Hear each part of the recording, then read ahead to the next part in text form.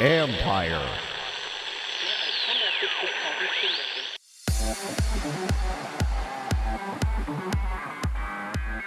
You have the content. Can you turn it into an engagement tool when you need it? There's no way you could say, hey, send everything back to our director of brand to approve, or make sure it all goes through them as a layer of branding that then, goes live. So really you need to give your social team, which is a new kind of type of content creator. That's Eric Stark, COO of Slate, a group streamlining the process for teams, leagues, and brands alike. This is the Future Sport Podcast. I'm Bram Weinstein.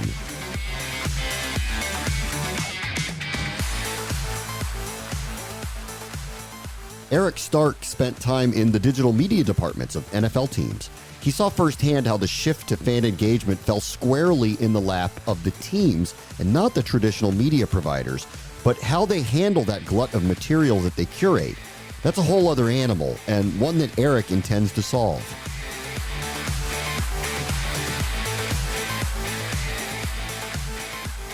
Our guest this week is Eric Stark. He's the current COO of Slate, which is a brand new mobile-first content creation platform that is gaining a lot of traction among the pro sports teams and organizations, so much so that they've got some investments from Titletown Tech and Wise Ventures, which are funded by the Vikings and the Packers and other teams in the Midwest. Hey, Eric, how are you? Thanks for joining us. Doing well. Thanks for having me on. Tell me a little bit about Slate. We'll get into the investment in a moment, but tell me a little bit about the platform and what you guys do.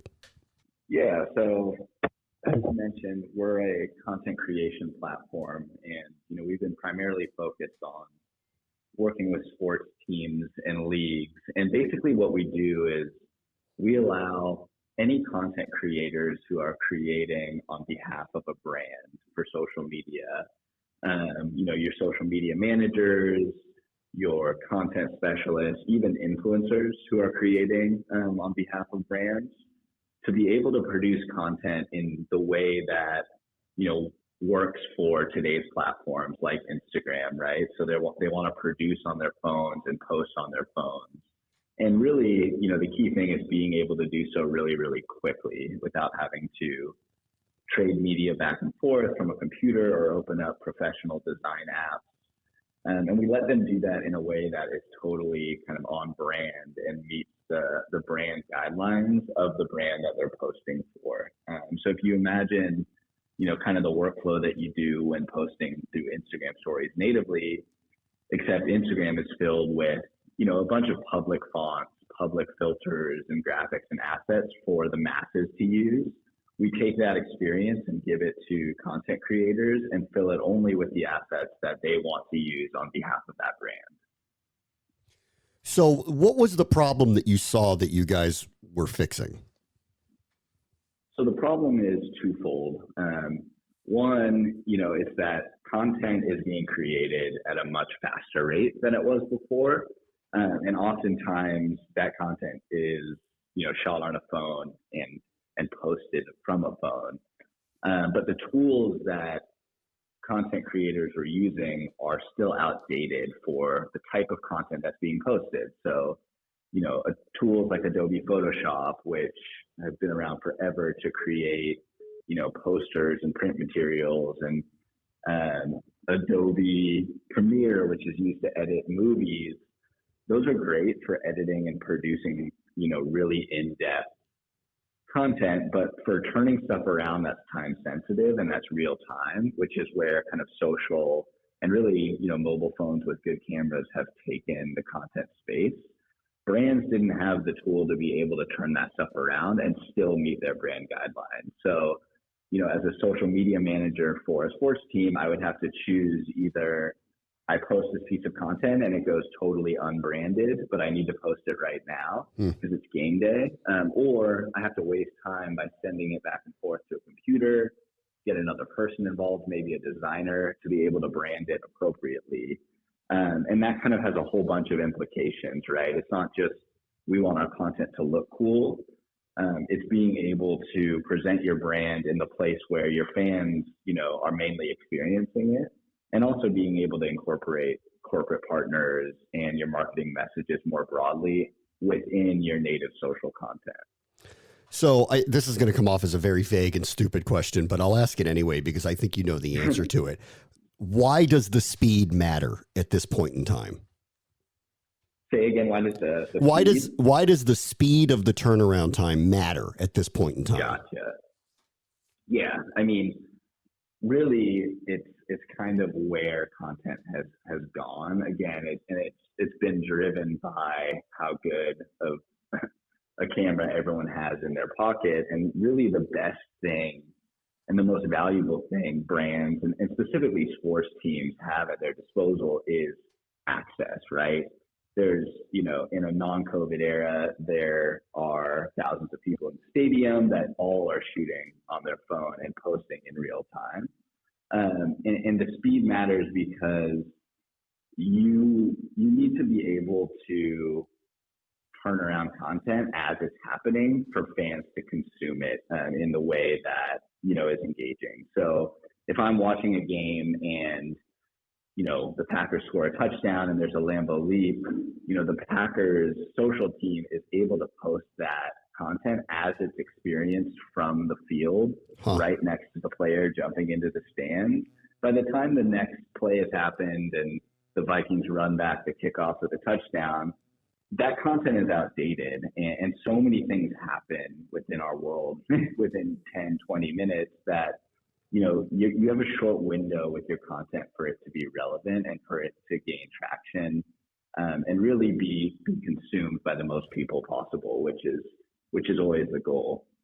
So is there like have you already come to a metric and valuation of if you do this in this period of time, it's worth that much more than if you wait the typical standard, whatever turnaround time it used to be to get the Lambeau out to the masses? We don't have those numbers, but I think every social manager would agree that, anecdotally speed is everything in terms of content performance.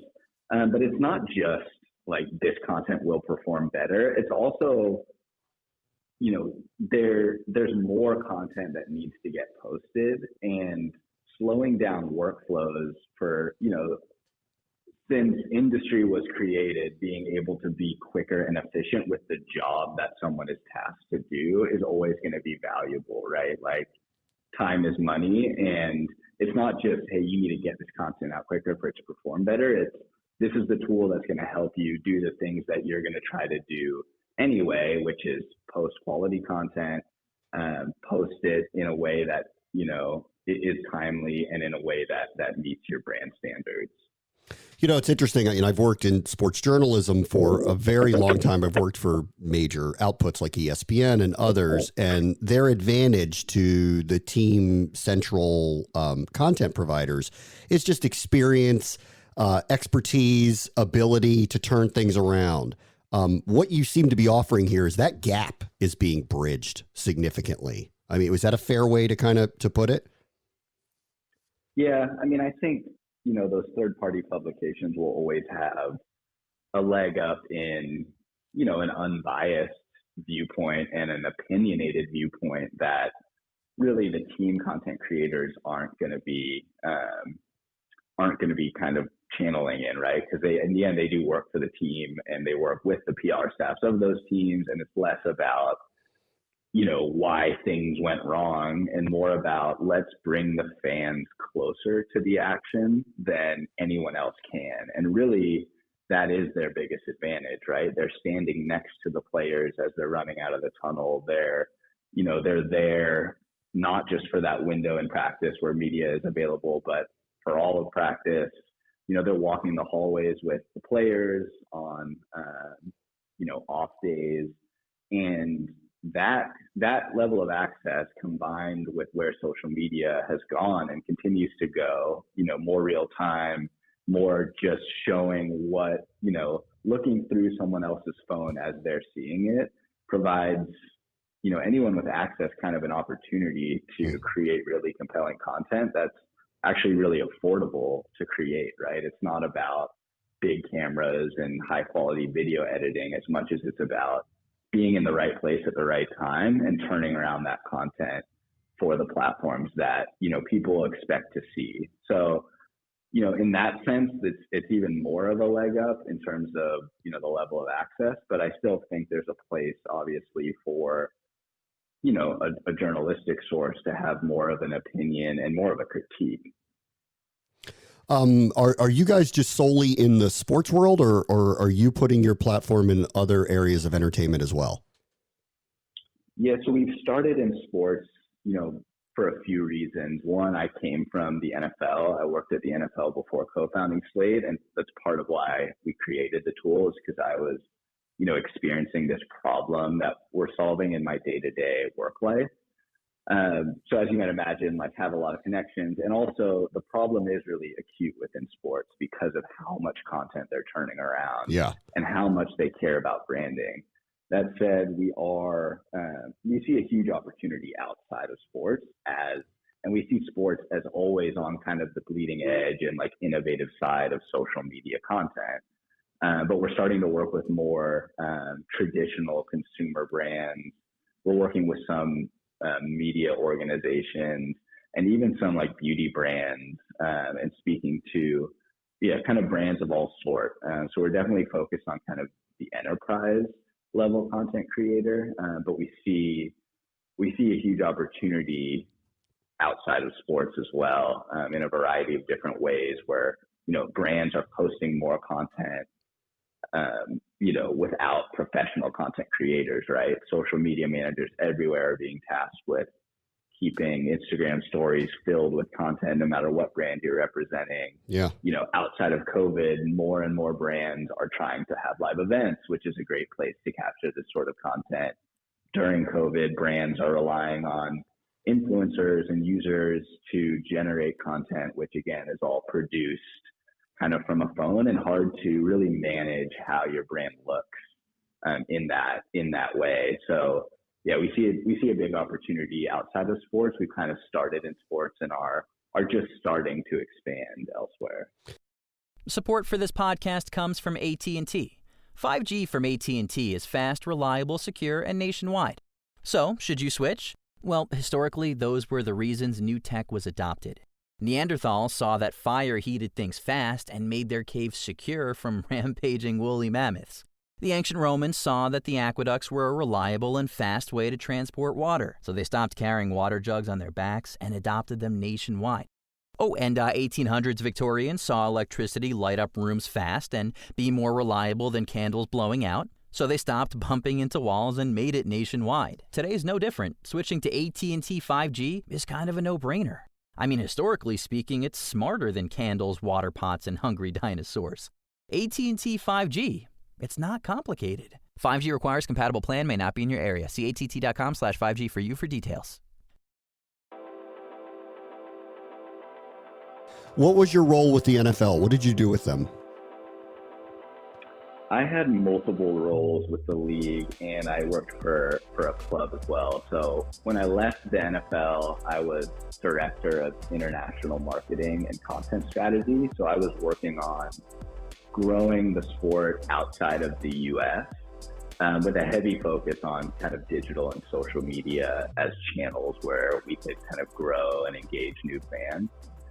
Before that, I actually spent a few years at the San Francisco 49ers as digital and social media strategist. So really in the weeds of the type of customer there that, we're working with now, working for the team, creating content every day for their website and social media. And my co-founder, Michael Horton, he was also at the 49ers with me at that time as a video producer. So we kind of met and worked together there and both experienced almost two sides of the same problem. I was posting content to social. He was capturing content on professional cameras, and I would ask him, hey, make sure when you edit this content and send it to us for social that it's under 30 seconds long, that it's 4x5 or square, kind of shifting how things get edited to actually meet the native standards for that platform. And, it's only kind of risen since our time there, and those challenges have become more acute. And I was actually at the NFL for 1 year before I went to the 49ers on the club digital and social side. So I've kind of been around the league in a lot of different areas, both the league and the team side. Yeah. And I think, and you'll know this intimately, working with the team, working with the league, as well as you try to implement speed and expediency in all of this. Both the league and sports in general and the brands themselves have guidelines that they want for the content that gets put out there. That's an interesting line to toggle when you're trying to turn something around fast and make sure that everybody's happy with what's being put out into the world, right? That's exactly right. And pre-social, you had steps in place, right? Like any graphic design that gets produced and is going to be a billboard for your team, or the season ticket box that you send out, or even what's printed on the tickets, or the shows you're editing for TV, or the big boards, that all goes through kind of layers of approval, and is highly produced, highly on brand, but also isn't as time sensitive. Now you add social on top of all those things, and really you're putting it in the hands of social media managers and coordinators, and they're turning around content again in real time. And Right. there's no way you could say, hey, send everything back to our director of brand to approve, or make sure it all goes through them as a layer of branding that then, goes live. So really you need to give your social team, which is a new kind of type of content creator, right? It's not the video producer or the graphic designer. You need to give them the tools to be on brand and to incorporate your partners, and to drive your marketing messages without slowing down their workflow, or else, you're going to be behind other outlets and really other teams that are doing it in real time. And we see this problem as only increasing, and also the opportunity is increasing, right? Like there's so much content that you could turn around and post and control your brand on a day-to-day basis that, like I said before, is actually really cheap to produce. It's just a matter of making sure you also incorporate kind of your brand elements. And what we've kind of been saying is, Slate is a new type of content creation platform for the new type of content creator. Yeah. So this type of person who is generating this much content on behalf of a brand didn't exist, 5-7 years ago even. And now really, your fans' main touch point with your brand is through these content creators who are working, mostly on their phones. Tell me a little bit about the partnership. Titletown Tech, which is, of course, connected to the Packers, and Wise Ventures, which is connected to the Vikings and some other franchises as well. How did that come about? Yeah, so, we were lucky enough to have started working with both the Packers and the Vikings before speaking to Titletown and Wise about an investment kind of partnership. So that obviously gave us, a good leg up in proving out that there was a use case within the organizations that they have stakes in. So really, we launched Slate just over a year ago, in the summer of 2019, late summer of 2019, and we started working with NFL teams and some other sports teams, and really started to kind of gain in customers and revenue before we had raised any money. So, we then decided, once we realized we were onto something and we're all ready to fully quit our jobs and commit to it, that we wanted to raise some capital to help us grow quicker.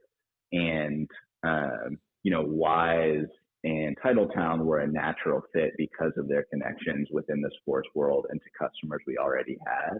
And they kind of came in and co-led our seed round there, and have both been, more than just investors to us, like definitely strategic partners in helping us take the next step and, really help us kind of see through and get through 2020, which, as a company that just is getting started within sports right before the pandemic, wasn't the easiest, but definitely happy to say and proud to say that we have been able to grow throughout this year, which in and of itself seems like like a feat, but definitely couldn't have done it without the support of those two. Certainly, though, in your case, I mean, teams and leagues, they're trying to remain engaged. This is an extremely unusual year.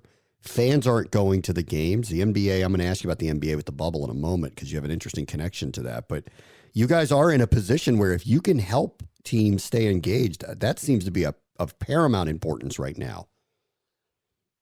Yeah, I mean, I think it's two-sided for us, to be honest. I definitely think social is more important than ever. There's no doubt about that. And, there's more pressure on the social media teams to be producing more content and to be integrating more sponsors too into that content because of that in-stadium inventory that's lost.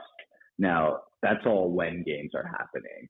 When games aren't happening, it kind of shuts the whole thing down in that, there's really not a ton of access or content that you can produce. It becomes recycling old clips and kind of that whole game.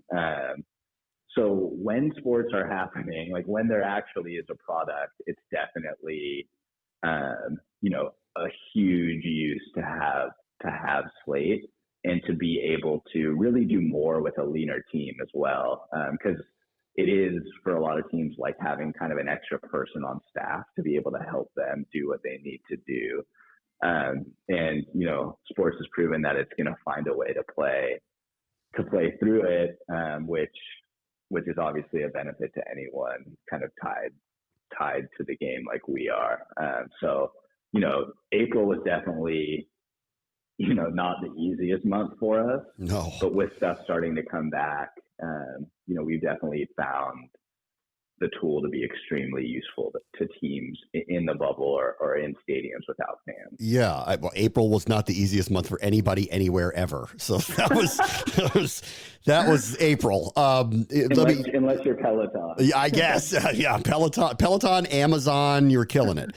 All right, last thing is you brought up the bubble, and I wanted to ask you about it because I believe you were working with the Milwaukee Bucks a little bit. So this was what a really interesting experience that we had, a playoff that took place in that enclosed environment just ended at the time of this taping.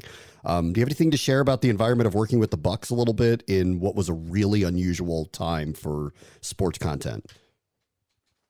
Yeah, we worked with the Bucks who use Slate to kind of cover their social content in the bubble, as well as a few other teams across the NBA who we were working with. So we actually had a pretty good NBA playoff representation in the bubble. A lot of NBA playoff teams were using Slate to create their content. And really, teams went into the bubble not knowing what it would be like, just like everyone else. And they didn't know the level of access they would have. They didn't know where their content would come from. And really, they didn't know kind of where tools like Slate would fit in because they just didn't know at all what things were going to be like. And, it turns out that the platform became super useful for teams like the Bucks in being able to cover all of the content opportunities that did arise in the bubble. I mean, we had the Bucks going golfing with their players and capturing that and turning it around. Every piece of kind of behind the scenes moments in the hotel and throughout practice. And, actually it turned out that they were probably getting more content to turn around in the bubble than they would have elsewhere because everyone was in one place in terms of the players. And every inch of that was getting covered, from the games to the practice to, walking around the facilities to even the guys going fishing in Orlando or going golfing.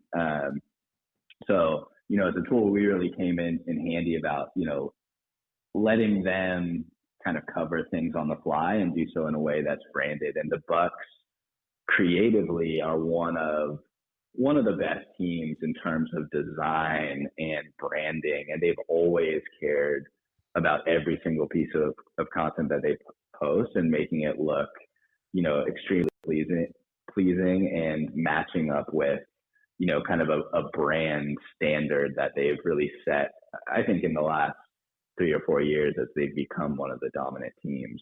It's really interesting. Eric Stark is the COO and co-founder of Slate. Thank you so much for joining us, Eric. Yeah, thanks so much for having me. It was fun. On the next Future Sport podcast, sailing is going next level.